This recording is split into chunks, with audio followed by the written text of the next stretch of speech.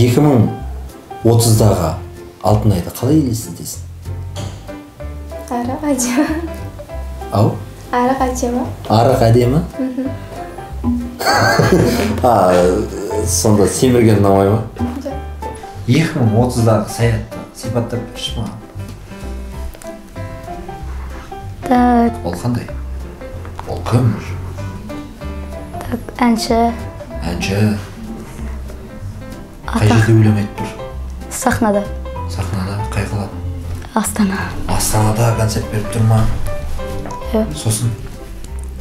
Сол атақты. Түрінде қандай өзгеріс бар? Көрікті әдемі. Көрікті әдемі болып кеткен. Үстінде қымбат киімдері. Қандай одеколон сүйіп алған? Так. Бенч Бьонг. Қойшы, сондай сүйіп алған ба? Жағдай айналып біткенде сүйіп өзі? Мынадан осыдан семіретін шығармын. Осыдан семіріп кетесің ба ол кезде? Семіретін шығармын. Әйтпесе бүкіл тұрақсын дей береді. Сен 2030-да бекзат семіз бола ма сонда? Өзің не болмаса? Дубайдан шырқап тұрғанымды сыпаттаймын. Дубайда ма? Дубайдың қай жерінде? Білмедім, бірақ Дубайда болғым келеді. Дубайда концерт қойғым келеді, иә? Машинаны қай жастан бастап айдауға болады? 16-17 жастан айдауға болады деп ойлаймын. Өзің неше жаста айдадың? Мен өткенде қыста айдап көремін. Қыста айдап көрдің ба? Неге айдап көрдің? 16-17 жастан бастап айдауға болады. Ауылдың ішінде атам үйретем деген еді. Сол кезде айдап көрдің ба? Түнде, үйдегілердің барлығы ұйықтап жатыр. Шыдай алмай кетіп, бар даусыңмен бақырып өлең айтып жатырсың. Не болады? Сол кезде ұялып қалам. Ұялып қаласың ба? Олар не дейді? Рұсады кішкентай шақалақымыз әрең ұйықтайды. Сен үшін мықты, үздік 3 актерді білесің ба? Кімдер? Азамат Тұрсынбаев. Тағы да? Медетжан деген бала. Медетжан? Сол екеуі ұнайды. Саған актерлар ұнай ма? Вайнерлер ұнай ма? Актерлар да, вайнерлер де. Азамат пен Медетжан актер емес қой, вайнер ғой. Соңғы кезде актер болып кетті да. Актер болып кетті. Инстаграмға көп көрмей. Актерлар болып кетті. Өмірде не тәтті? Алтын уақыт. Жалпы әзілге жақынсың ба? Иә. Анекдот білесің ба? Білемін. Бір анекдот айтып берші маған. Бір күні бір оқушыны тақтаға шығарып, атаң қайда депті, білмеймін депті. Велосипедін қайда депті, білмеймін депті. Аспанда неше жұлдыз бар депті, оны да білмеймін. Ал сен жасыңды білесің бе депті, оны да білмеймін депті де. Содан кейін ол үйіне барып мамасынан сұрап кепті. Атаң Ұлы Отан соғысына қатысып қайтыс болған депті. Ал велосипедін қорада шіріп жатыр деген екен. Ал аспанда миллион жұлдыз бар, сенің жасың 7-де депті. Сосын мектепке бара жатқан тасқа сүрініп, басын ұрып алады жерге.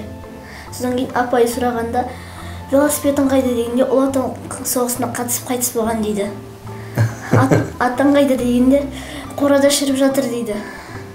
Ал сенің жасың қаншада дегенде, миллионда дейді. Аспанда неше жұлдыз бар дегенде 7 депті. Қойш, барлығын қадай айтқан қосында, е? Ал шатасып кеткенде, басын ұрғанда. Қалай біздің бағдарлама саған ұнады ма? Ұнады. Несімен ұнады? Несімен? Өйткені осы бағдарламада балаларды актер қылып өсіресіз деп. Иә, сонысымен ұнай ма? Иә. Жарайды, рахмет. Келгенің үшін үлкен рахмет.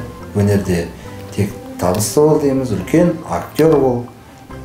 Үлкен фильмдерде түсуіңе тілектеспіз. Рахмет. Чемпион деген кім? Чемпион деген қазақтың чемпионы да. Хабиб дегендер бар. Хабиб қазақтікі ма? Елді қорғау. Мысалы, күресет, адамдармен күресет солай. Үздік оқушы. Үздік оқушы? Үздік оқушы чемпион ба? А басқа чемпиондар жоқ па? Чемпиондар бар ғой. Кім? Мысалы, Геннадий Головкин, Бекзат Саттарханов. Чемпион деген, зіл көтеретін адам. Зіл көтеретін адам чемпион ба? Басқалар ше чемпион емес пе? Сөзбен емес, іспен не істейтін, көрсететін, дәлелдейтін адамдар чемпион деп ойлаймын. Ол мықты адамды айтады, ақылды баланы айтады. Мысалы, бокстан чемпион ол Нұрлан Еспанов. Нұрлан Еспанов бокстан чемпион, е? Иә. Нұрлан Еспановтың бокстан өзің жиі көріп тұрасың ба? Иә, мен көріп тұрамын, кейін онымен суретке түскенмін. Тағы қандай боксерларды білесің Нұрлан Еспановтан басқа? Ерлан Еспанов. Ерлан Еспановты білесің. Тағы? Тағы қандай боксшыларды білесің? Мысалға, тағы да боксшы бар, Асқар Көмекбаев деген. Білесің бе? Сәлем. Қалың қалай?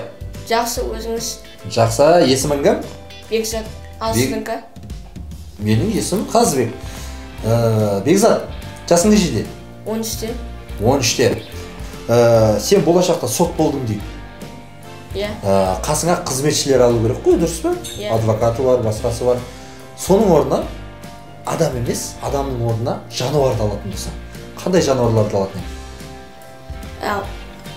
Маймылдарды, одан кейін барып дельфиндерді алатын, балықтарды. Маймылды кімнің орнына аласың? Маймылды жанындағы адамдардың. Жанындағы адамдардың қайсысы именно? Прокурордың орнына алам. Кім кешірім сұрау керек? Сенен біреу кешірім сұрау керек болса, кім кешірім сұрау керек? Қарындасым. Неге? Өзім мамаларына сұрап дегенде оттым. Сөйтсе маған көрсетпен қорығы соқ екен кішкентай кезінде. Қойш. Жеуге бола ма? Мұзда мамаларға жеуге болмайды деп айту керек, ал өзің негізі жеп отырасың. Түнде ұйықтап жатсың. Барлық үйдегілердің барлығы ұйықтап жатыр. Шабытың оянып кетті да, өзіңмен өзің қатты бақырдың. Не болады? Натуре қорап алады. Қойш, неге қорап алады? Қарындасым бар, соны үйдегі әрине ұйықтатады. Сол оянып кететін болса болды. Көшеден кетіп бара жатсың. Мысал үшін, алдыңнан бір сумка ақша шықты. Кімнікі деп ішімнен айтамын да, одан кейін ол адамды көрем, ол адам болмаса үйге әкеп. Үйге әкетесің ба? Оны по-любому мен амаған күннің өзінде басқа бала алып кетеді ғой. Өмірде не тәтті? Өмірде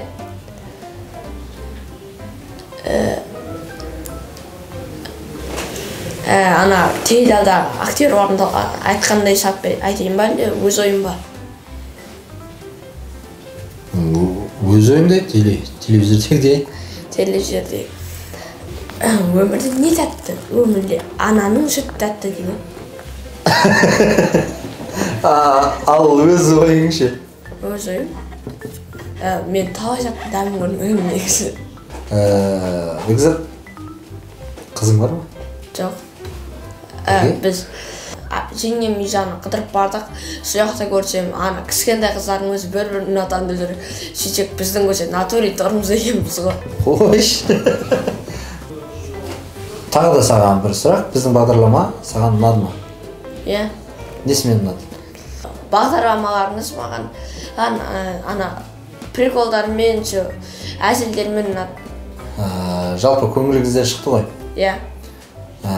Сіздің де бізге жауаптарыңыз көңілімізден шықты. Сізге үлкен рахмет, уақытыңызды бөліп келгеніңіз үшін. Келесі бағдарламада тағы да сізді көргіміз келеді. Міндетті түрде, Құдай қаласа, мүмкін келіп қаларсыз. Сізге үлкен рахмет. биік-биіктен көрініп, үлкен актер болуыңызға тілектеспіз. Рахмет сізге. Ұрлық жасау дұрыс па? Мүлдем дұрыс емес пе? Жоқ. Неге? Соңында бірақ ұсталып қаласың. Жасаған адамдарға не айтамыз? Түрмеге қамаймыз. Түрмеге қамаймыз. Сосын не болады? Еш нәрсе болады. Отырады. Негізі дұрыс емес. Ұрла деп ақыл айтушы. Ол да дұрыс емес қой. Жоқ. Неге? Ну, по-любому ол түрмеге түседі. Түрмеге түседі? Иә. Ешкім білмей қалса ше? Мына бір телефонды алатын болсақ, оны ұрлап алуға болмайды. Оны сұрап алу керек. Қолшатыр бізге не үшін керек? Ол үстінде су болмайды. Жаңбырда қолшатыр сығып кеттің, не істейсің? Жүрегім үстім су. Қолшатыр бізге не үшін керек? Жаңбырдан қорғану үшін. Қорғану үшін ба? Сен қолында қолшатыр болмай қалды. Не істеуге болады? Астына көте тұра берем. Қолшатыр бізге не үшін керек? Күннен қорғауға, жаңбырда үстіге жаңбыр болмас үшін. Қолшатыр біріншіден жаңбыр жауғанға, екіншіден күн қатты түскен кезде біз қолшатыр ұстаймыз, қарайып кетпеуіміз үшін. Соған керек деп ойлаймын, мен өзім. Жалпы қолшатыр бізге не үшін қажет? Жаңбыр жауғанда қорғау үшін қажет. Қолшатырың болмай қалса не істейсің?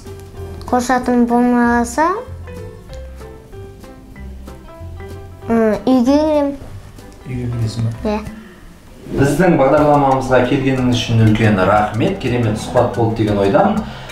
Жалпы сізге біздің бағдарлама ұнады ма? Әрине ұнады, қатты ұнады. Несімен? Сұрақ қойғанмен. Осы жерге керемет актер болғысы келетін, блогер, актриса болғысы келетін жандардың барлығы осында келуге үмітті. Сен қазір біздің бағдарламада отырдың, көрдің. Қалған балаларға не айтар едің? Сіздер академиясына келіп бақтарыңызды сынап көріңіздер. Келесі сұхбат беруші ол сіздің балаңыз болуы әбден мүмкін. Сол үшін хабарласыңыздар, келіңіздер.